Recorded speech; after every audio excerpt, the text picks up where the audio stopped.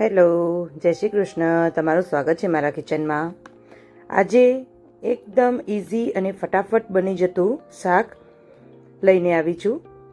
અને આ શાક એટલું ટેસ્ટી છે કે એકવાર બનાવશો તો ફરીથી જરૂરથી બનાવશો. તો આજે બનાવીશું ગાંઠિયાનું શાક. માત્ર થોડી જ મિનિટમાં તૈયાર થઈ જશે અને આ રેસીપીનો સ્વાદ તમને ચોક્કસ પસંદ આવશે. તો ચાલો હવે બનાવવાનું શરૂ કરીએ. તો સૌ પહેલાં આપણે એક પેન લઈ લઈશું અને પછી તેમાં 2 થી 3 ચમચી તેલ એડ કરીશું અને તેલને આપણે સરસ એવું ગરમ થવા દઈશું.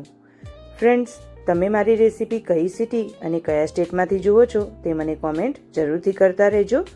હવે તેલ ગરમ થઈ ગયું છે તો તેમાં આપણે રાઈ એડ કરીશું અને રાઈને સરસ એવી તતડવા દઈશું.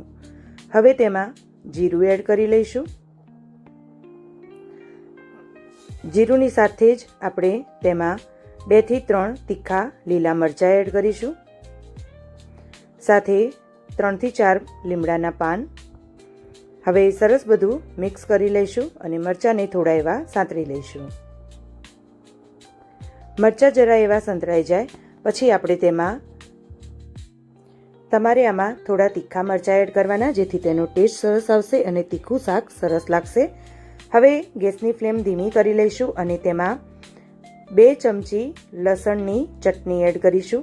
આ લસણની ચટણી જો તમારે જોઈતી હોય તો મને કોમેન્ટ બોક્સમાં કોમેન્ટ કરજો, હું તમને તે ચટણી શીખવાડીશ. હવે ગેસની ફ્લેમ હાઈ કરી અને તેને સાંતળી લઈશું. જ્યારે ચટણી એડ કરીએ ત્યારે ગેસની ફ્લેમ ધીમી રાખી દેવાની છે અને પછી હાઈ ફ્લેમ પર 1 મિનિટ તેને સાંતળવાની. પછી ગેસની ફ્લેમ ધીમી કરી લઈશું અને હવે તેમાં થોડા મસાલા કરી લઈશું. તો અડધી ચમચી હળદર એડ કરીશું અને પછી તેને પણ સાંતળી લઈશું. હળદર જ્યારે પણ પહેલાં વઘારમાં એડ કરો ત્યારે તેનો કલર અને ટેસ્ટ ખૂબ સરસ આવે છે. હવે તેમાં 2 થી 3 ટામેટાને મેં ક્રશ કરીને લઈ લીધા છે, તેની પ્યુરી બનાવેલી છે.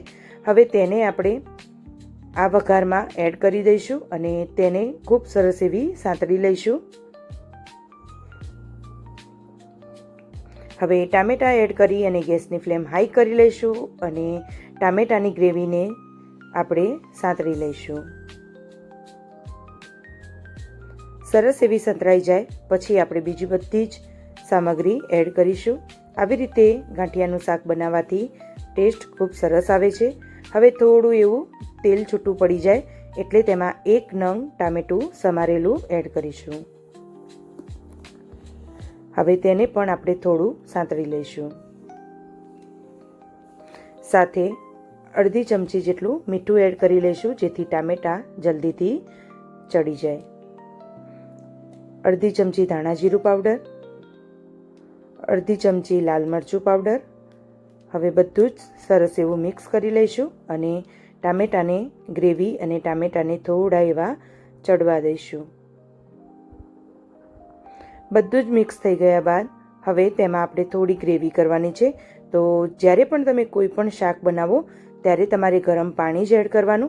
હવે ટામેટાની ખટાશને થોડી દૂર કરવા માટે મેં અહીંયા અડધી ચમચી ગોળનો પાવડર લીધેલો છે, તેને આપણે મિક્સ કરી લઈશું.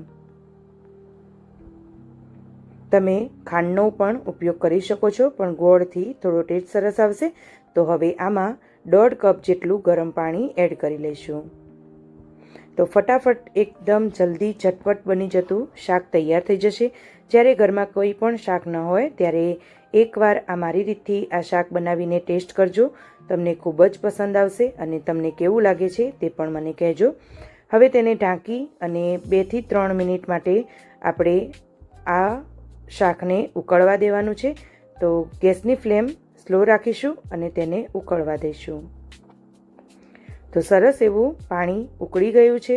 તો હવે તેમાં આપણે ગાંઠિયા એડ કરવાના છે.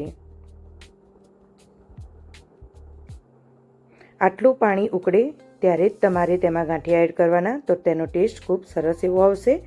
હવે અહીંયા મેં ગોપાલના ગાંઠિયા, જે નાયલોન ગાંઠિયા આવે છે તે લીધેલા છે. તો અહીંયા મેં 1.5 પેકેટ ગાંઠિયાનું લીધેલું છે. હવે તેને આપણે એડ કરી દઈશું અને તેની સાથે જ આપણે ધાણા પણ એડ કરી લઈશું. ગાંઠિયા નાખીને તરત જ હલાવવાનું નથી, ઉકળતા પાણીમાં જ તમારે નાખી દેવાના. પછી તેના પર ધાણા નાખી દેવાના છે અને થોડું એવું મિક્સ કરી લેવાનું છે. એકદમ ફટાફટ નહીં, થોડું એવું મિક્સ કરવાનું અને પછી ગેસની ફ્લેમ આપણે બંધ કરી દેવાની છે અને ઢાંકણ ઢાંકી અને 2 થી 3 મિનિટ એમ જ રહેવા દઈશું અને પછી શાકને સર્વ કરીશું. 2 થી 3 મિનિટ બાદ આપણું શાક ખૂબ સરસ એવું બનીને તૈયાર થઈ ગયું છે. તો ચાલો હવે તેને સર્વ કરીએ. આ શાક તમે રોટલી, ભાખરી, પરોઠા કે રોટલા સાથે સર્વ કરજો. જો કાઠિયાવાડી સ્ટાઇલ ખાવું હોય તો રોટલા સાથે સર્વ કરશો તો ખૂબ સરસ એવું લાગશે. તો તૈયાર છે આપણું ઝટપટ બની જતું એકદમ ટેસ્ટી ગાંઠિયાનું શાક. જો તમને આજની મારી આ રેસીપી ગમી હોય તો વિડીયોને લાઈક કરજો, શેર કરજો અને તમારા ફેમિલી અને ફ્રેન્ડની સાથે જરૂરથી શેર કરજો. અને મારી ચેનલ જાયકા બાય ખુશ્બુને હજી સુધી તમે ફોલો ન કર્યું હોય તો જલ્દીથી ફોલો કરી લેજો. ફરી મળીશું એક નવી રેસીપી સાથે. ત્યાં સુધી આવજો. બાય.